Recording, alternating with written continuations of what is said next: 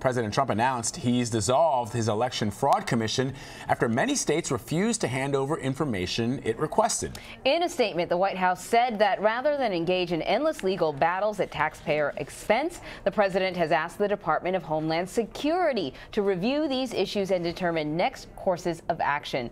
Earlier, we spoke with Texas Congressman Will Hurd about the president's decision.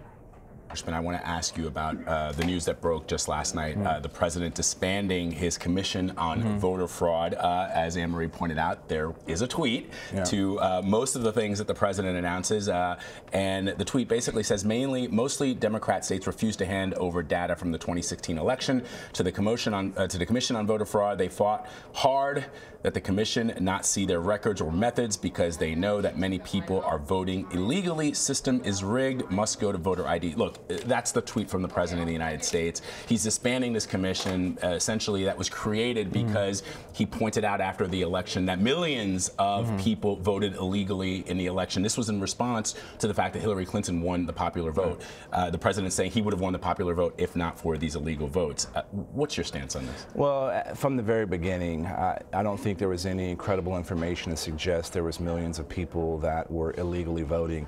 I come from the only competitive congressional district in Texas, and so I won by about 3,000 votes. So every vote really matters, and we didn't see any irregularities in our election. I think our focus should be how do we encourage more people to vote? How do we make it easier for more people to vote? The more people that are voting, the better off that we're going to be. And I think if we focus our efforts in a bipartisan way on achieving some of those things, then we're going to be better off. And it's interesting you point out about your margin of victory in your district. There's been criticism that the Republican Party has made it more difficult for African Americans to vote. What's your take on that? That the Republicans have actively, over the course of the last 15 or 20 years, have disenfranchised African American voters when it comes to voting in districts? Well, all I can speak about is the 23rd Congressional District of Texas, and I just won a redistricting case where that said, a court said that we are showing and doing everything we can to empower people to vote. So again, it goes back to more people voting, the better off we're going to be. And I think the way that what the Republican Party should be thinking about is we need to make sure the Republican Party looks like the country. And if we don't do that, if we don't take our message to pockets and communities that don't naturally identify with us, then we're going to continue. We're not going to be able to exist. And so that's why I try to be the vanguard and take a conservative message to different parts of the country. Because guess what? I don't care who you are. You want to be able to put a roof over your head, food on your table, and the people that you love be healthy and happy. That sounds like the Big Tent party that we heard talk about during the election, during the campaigning. But do you believe that that's the general feeling now? Well, again, a lot of people want to focus on something that the president says. The president is one person. Yes, he's the titular head of the party, but the party is much bigger and broader than that, right? And so he may have the loudest and the biggest megaphone, but you can't decide that everyone's that way. Not everybody in the Democratic Party believes the same way that Bernie Sanders believes, right? And so it's not a homogenous group of people, and a lot of times we focus on the crazier things that are said about the Republican Party. But again, I'm an example. Hillary Clinton won my district, and I won our election 2 times in a row. Nobody thought the black dude was going to represent a Hispanic district, right? It's a 71% Hispanic district. So there are pockets where this is happening, and so my goal is to take that flavor, that brand of republicanism or conservatism to folks. So you don't agree with at the end of the president's tweet? He says must go to voter ID, and a federal judge in Texas threw out a law requiring a state ID because they said it was discriminatory. So do you agree with the president or with the decision? I think, what does voter ID actually mean, right? There are many places where you have to show up and say who you are, right? I don't think anybody agrees that you should just be able to show up and not identify yourself, right? But you do it in a way like, can you have the broadest types of identification so that you can say who you are? And there are states and there are examples where this is actually being done and where everybody agrees. So let's find the best practices and use it across the country. This isn't that difficult. But broadening and making sure more people are able to vote, is only going to be good for our country. And I believe this. Look at, as I've crisscrossed my district in this country, I think way more unites us than divides us. And we can disagree without being disagreeable. And the competition of ideas is what has made this country great. That's why this experiment called America has worked, and the more people participating, the better off we're going to be. I got to ask you, do you have an advanced copy of Fire and Fury?